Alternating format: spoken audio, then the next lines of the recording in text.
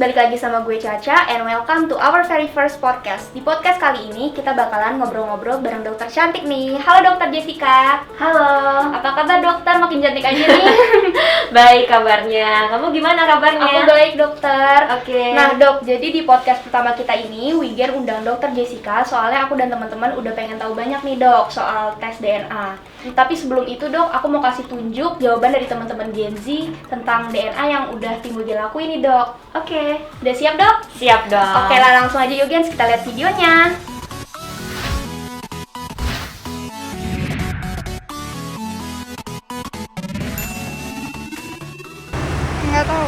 Nggak tahu. Kalian tahu nggak sih kepanjangan DNA? Kurang tahu dik. Nggak pernah kan? Kalau misalnya tes DNA kayak buat ngetes golongan darah. DNA nggak tahu kak. Bingung juga. Ya? Iya, bingung juga. Kayak buat dites kayak jadi Keturunan. saudara. Iya, bukan. Beda. Oke. Beda. Beda-beda. Beda-beda. Beda-beda. Beda-beda. Saya nggak percaya sih kalau ini sama. Oke. DNA manusia Sama sama? kayak DNA kera monyet. Emang sama? Enggak. Enggak.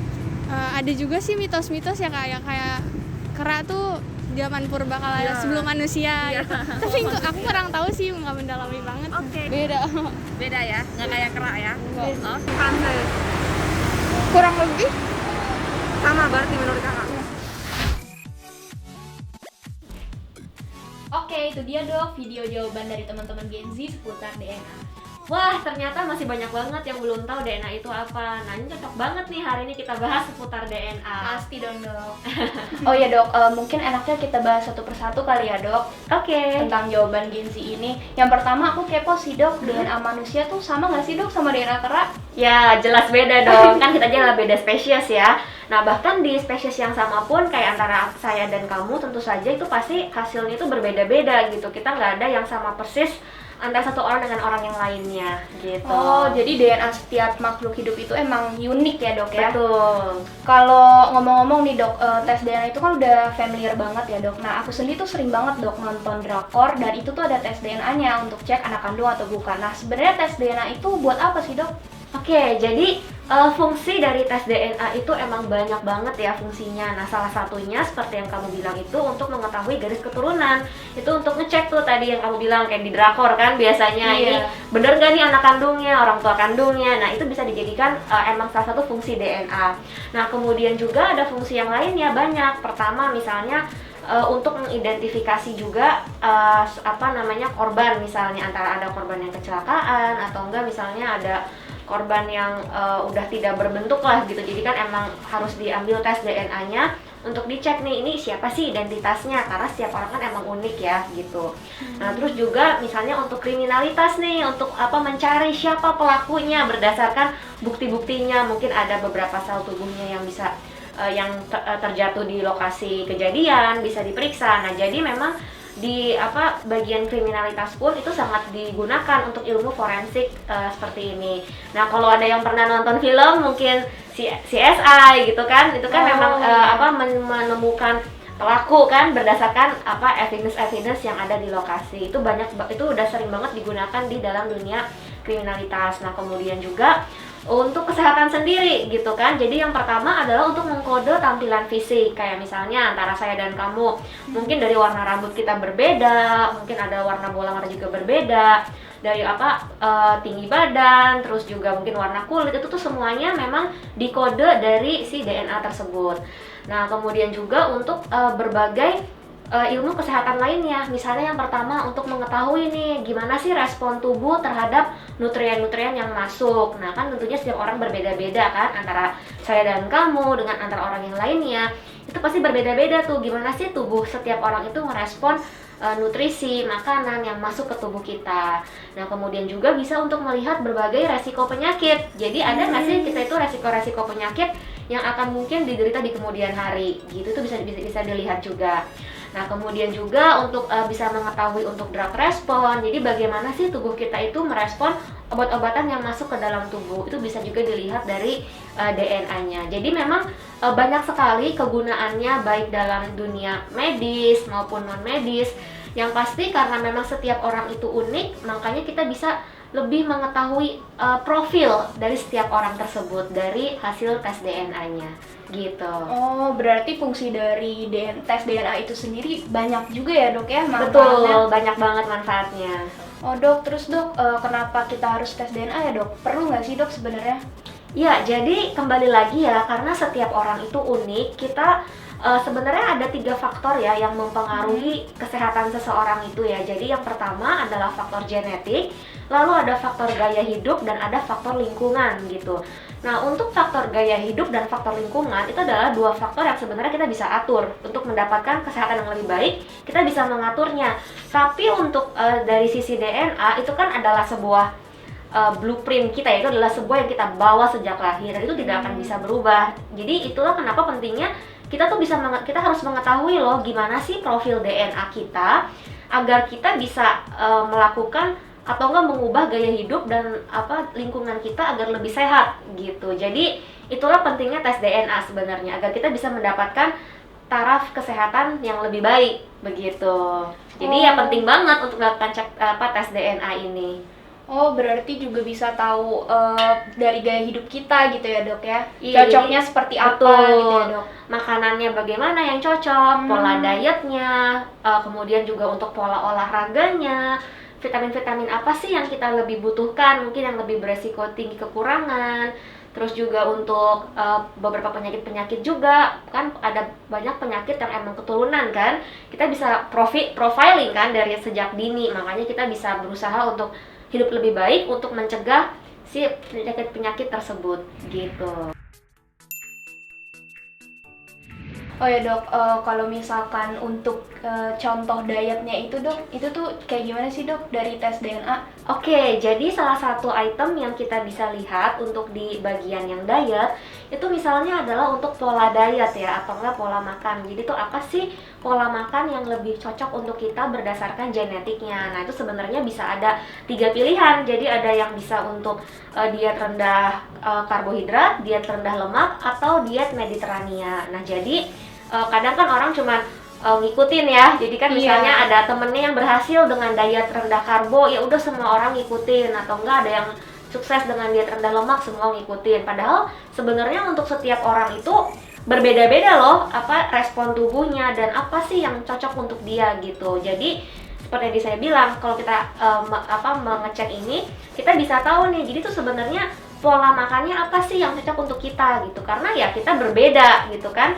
Cocok untuk dia belum tentu cocok untuk saya. Nah, makanya memang lebih baik di profiling gitu dari DNA-nya. Oh gitu ya dok, pantas aja ya dok kalau misalkan diet tuh orang-orang ada yang cocok, nggak cocok, kayak diet-diet yang terkenal gitu ya dok ya? Betul, nah saat juga kan kita juga bisa lihat nanti. Jadi itu ada juga untuk melihat bagaimana sih respon tubuh kita terhadap karbohidrat dan juga terhadap lemak gitu. Nah contohnya deh, ada orang yang makan nasi itu banyak, tapi dia kayaknya kurus-kurus aja badannya gitu. Tapi ada juga orang lain yang udah makannya sedikit nasinya, tapi dia jadinya lebih cepat naik beratnya. Nah, kenapa sih ada perbedaan seperti itu gitu? Karena ya balik lagi, respon setiap orang itu terhadap nutrien tuh ya berbeda-beda gitu. Dan itu pun kita bisa lihat dari genetiknya gitu. Oh ya, terus dok, perkembangan tes DNA itu sendiri di Indonesia tuh seperti apa ya dok? Oke, jadi untuk di Indonesia sendiri tentunya sekarang baik dari sektor pemerintah dan juga swasta terus ingin mengembangkan untuk ilmu pengecekan DNA ini ya. Nah, contohnya juga di tempat saya sekarang untuk di Laboratorium Genetics Indonesia, kita kan memang merupakan laboratorium biomolekuler swasta ya. Jadi kita pun terus mengembangkan untuk berbagai pengecekan DNA dengan hubungannya dengan kesehatan gitu. Sekarang dengan lifestyle, nanti dengan resiko untuk cancer, untuk drug respon, dan kedepannya pun kita terus mengembangkan untuk ke arah penyakit-penyakit lainnya, misalnya untuk penyakit jantung, untuk metabolik dan juga untuk autoimun, dan masih banyak lagi yang terus kita kembangkan gitu. Nah, sekarang pun semakin banyak juga peneliti-peneliti untuk dalam bidang biomolekuler, bioinformatics. Jadi memang saling berintegrasi lah. Jadi dari antara para penelitinya tersebut dan juga dari teknologinya. Nah, untuk mesin-mesin pengecekan DNA-nya kan sekarang sudah banyak juga jenisnya, dan kita pun bisa mengintegrasikan semua itu. Jadi dari segi mesin pembacaannya dan juga dari segi keilmuannya, dari biomolekulernya, bioinformaticsnya, seperti itu. Terus berkembang lah sekarang. Oh, wah benar-benar informasi baru banget nih dok buat aku dan Betul. pastinya teman-teman Gen Z yang pada nonton sekarang ini. Nah, kalau untuk tes DNA sendiri itu untuk umuran berapa ya dok bisanya? Oke, jadi sebenarnya untuk tes DNA ini kita bisa lakukan dari usia berapapun gitu. Jadi baik dari dia masih bayi sampai dia udah umur berapapun itu bisa dilakukan itu semuanya. Seperti itu. Nah, cuman ya kembali lagi karena memang ini tujuannya kalau kita mungkin lebih ke arah untuk kesehatan ya, untuk lifestyle yang lebih baik, untuk mengetahui resiko penyakit sejak dini. Jadi memang disarankan ya sedini mungkin gitu. Kan sedini mungkin kita mengetahui, jadi kita bisa lebih kita bisa lebih bentuk kan pola hidupnya sejak dini agar lebih baik lagi gitu. Wah berarti cocok banget nih dok ya kalau buat teman-teman Gen Z yang Betul. mau tes DNA karena manfaatnya banyak banget ya dok. Betul. Kalau by the way dok ngomongin tentang sampel DNA itu sendiri bisa diambilnya dari mana aja sih dok? Iya, balik lagi karena sampel DNA itu kan DNA-nya kan ada di inti sel ya. Jadi sebenarnya bagian tubuh manapun itu kita bisa bisa ambil dan kita bisa ekstraksi untuk sampel DNA-nya selama keambil inti selnya gitu. Nah, kalau yang kita sering gunakan sekarang ini adalah dari buccal swab gitu. Jadi nanti itu gampang banget pengambilannya, tinggal buka mulut aja, nanti ada kayak alat pengambilan itu kayak ada tabung, ada swabnya, kayak cotton swab gitu.